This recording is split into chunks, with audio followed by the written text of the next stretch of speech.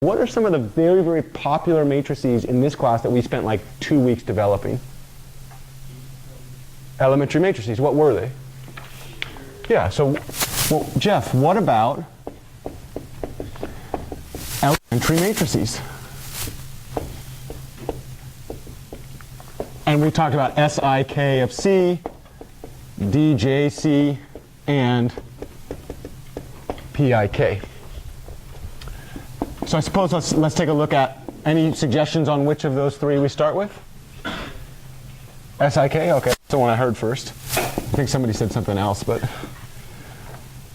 So let's look at this one. Let's look at A equals to 1, 0, negative 3, 0, 1, 0, 0, 0, 1.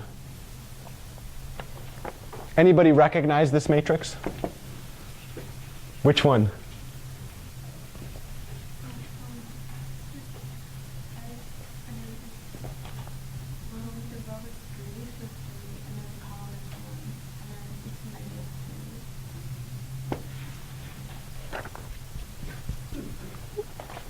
Get off me, but I'm on you all day. That's a ludicrous song, but I'm sure you knew that, right? Okay, so we have this shear matrix, and we want to find an inverse to it.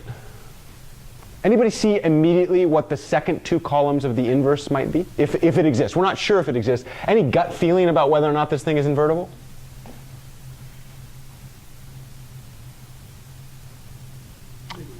What are a bunch of different ways to think about invertibility? We had 4 of them already. One way to think about them are linearly independent columns. Another way to think about them is linearly independent rows. Another way to think about it is I can multiply this thing by what we call the inverse, but we're not sure what that inverse should be, right? What do we know about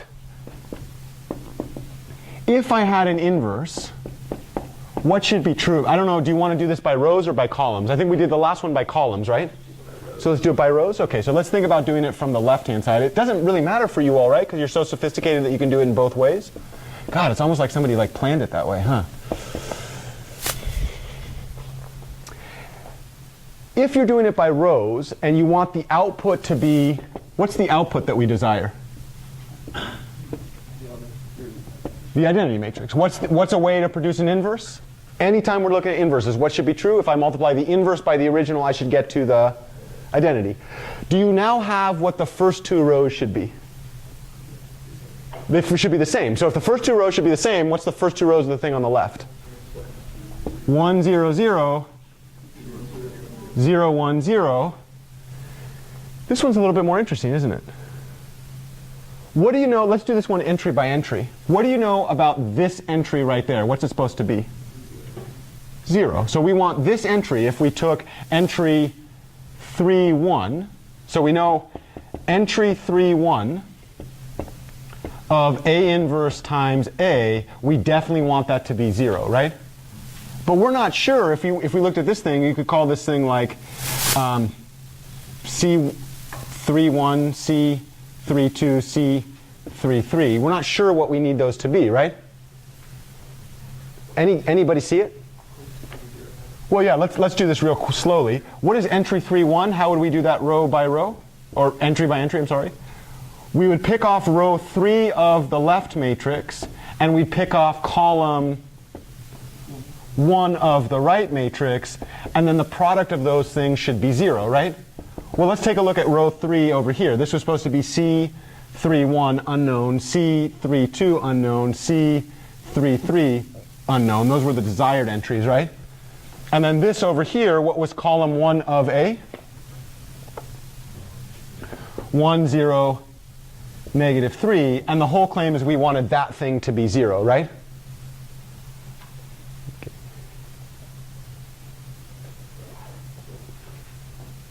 Simultaneously, when we multiply this by this, we want that thing to be 0. Finally, when we multiply this by that, we want that to be 1. Do you see what this must be then? This has to be the number 1. Why does it have to be 1? It doesn't, we don't, this condition here, C31 times 0, C32 times 0, C33 times 1, these two things cancel out, so there's no constraint on that particular element through this one, but I for sure know that C33 times 1 has to equal 1, which means this thing right there has to be 1. The moment I know this thing right there has to be 1, I'm going to make a claim. I also know what this has to be. Has to be 0. Why? I mean, I could have done that from the one before also. Why does this have to be 0? Because if I take this product with this column, I need to get 0. The only way to cancel out everything here is to make sure that this 1 gets mapped with 0. So now I know for sure that thing has to be 0. Now what? Now I have a single non-zero entry, right? And I want to take C31 times 1, 1 times negative 3 to get 0. So this implies that C31 plus negative 3 equals 0. What must be in that entry? 3. What the heck? What does that immediately mean about A inverse? It exists, so this shear matrix is invertible. And not only does it exist, are you ready for something crazy? I want you to say, "You crazy, Anderson. You crazy."